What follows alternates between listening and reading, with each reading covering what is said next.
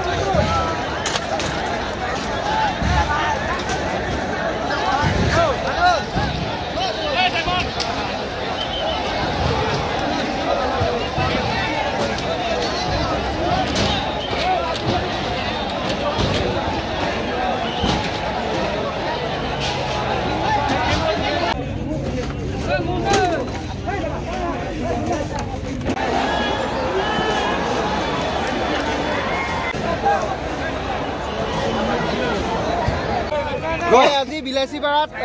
Muhammad phase কনসাৰ্ট এটা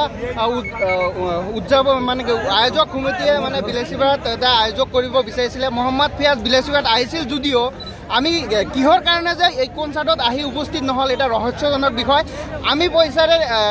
বহুত মানুহে ইয়াত যিমান মানুহ আহিছিলে পইচাৰে টিকেট কাটি ইয়াত মানে কনসাৰ্ট চাব আহিছিলে কিন্তু দেখিবলৈ পালো ৰাতি এটাৰ পিছতো মোহাম্মদ ফেজে এই কনসাৰ্ট আহি উপস্থিত নহল দুখজনক কথা যিসকলে বিলাসীপাড়াৰ নাম বদনাম কৰিবলৈ কাৰণে এনেকুৱা এটা প্ৰগ্ৰাম কৰিলে বিলাসীপাড়াৰ নাম বদনাম হল টিকেট কাটি যদি মোহাম্মদ ফেজৰ কনসাৰ্ট চাব নিবিচাৰি পোৱা নাই গতিকে আয়োজক সমিতি এতিয়া গৰিহণাৰ যোগ্য আৰু ধুবুৰী জিলা আৰক্ষী প্ৰশাসন আৰু ধুবুৰী জিলা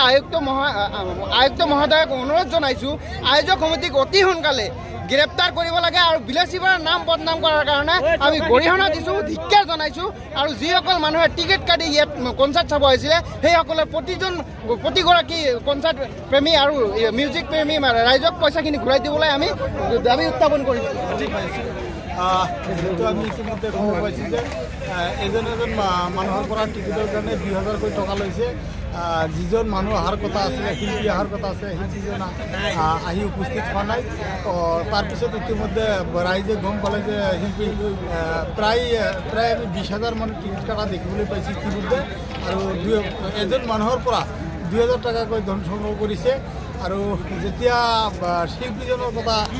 ভালকৈ খবৰ পোৱা নাই তেতিয়া উত্তপ্ত পৰিস্থিতি সৃষ্টি হৈছে টিকেট বহুত বিলাসীপাড়াৰ পৰা আহিছে দূৰ দূৰণিৰ পৰা ফ্ৰম দ্য ভেৰিয়াছ প্লেচেছ বহুত মানুহ আহিছে ইয়াতে ইভেণ্টটো চাবলৈ কিন্তু ইয়াতে কোনো ধৰণৰ ফেজ অহা নাই কোনো ধৰণৰ ঋতু পাঠক অহা নাই ইয়াতে জাষ্ট আহিছে প্ৰতীক্ষা ডেকা গুৱাহাটীৰ পৰা এজনী ছোৱালী লৈ আহিছে সেই আহি কেইটামান গীত গালে আমি এইটো উপভোগ কৰিলোঁ কিন্তু যে এতিয়া ৰাতি অলমষ্ট 2:30 বাজিয়ে গ'ল এতিয়ালৈকে কোনো ধৰণৰ ফেজ ষ্ট্ৰজত উঠা নাই কাৰণে এইবাৰ মানে খুব পাব্লিকে মানে ৰাইজে মানে মাতাল হৈ কিনে চেয়াৰ টেয়াৰ চব ভাঙি দিলে প্ৰগ্ৰাম ইয়াৰ পৰা সমাপ্ত কৰি মিউজিচিয়ান দাদাহঁতে চব নামি গ'লে এইবাৰ মিউজিক ফেষ্টিভেল আছিল এই মিউজিক ফেষ্টিভেলত সন্ধিয়াৰ পৰা মানুহে ক্ৰয় কৰিছিল টিকেট পইচা দি ক্ৰয় কৰিছিল ক্ৰয় কৰাৰ পিছতে যিজন শিল্পী মূল শিল্পীজন নিশা 1 বাজি গৈছে এতিয়ালৈ কিন্তু মঞ্চত উঠা নাই তাৰ কাৰণে ৰাইজ ক্ষোভিত হয় এই মঞ্চৰ পৰা চিঞৰ যিবিলাক আচবাব আছিল এই আচবাববিলাক খঙতে অগ্নিশৰ্মা হৈ ভাঙচুৰ কৰি পলাই গৈছে কিমান ৰাইজ আছিল যথেষ্ট ৰাইজ আছে যথেষ্ট পৰিচালনা কমিটিৰ যথেষ্ট টকা উঠিছে কিন্তু তৎসত্ত্বেও কিন্তু শিল্পীজনক উঠাব পৰা নাই গতিকে ৰাইজ ক্ষোভিত হৈছে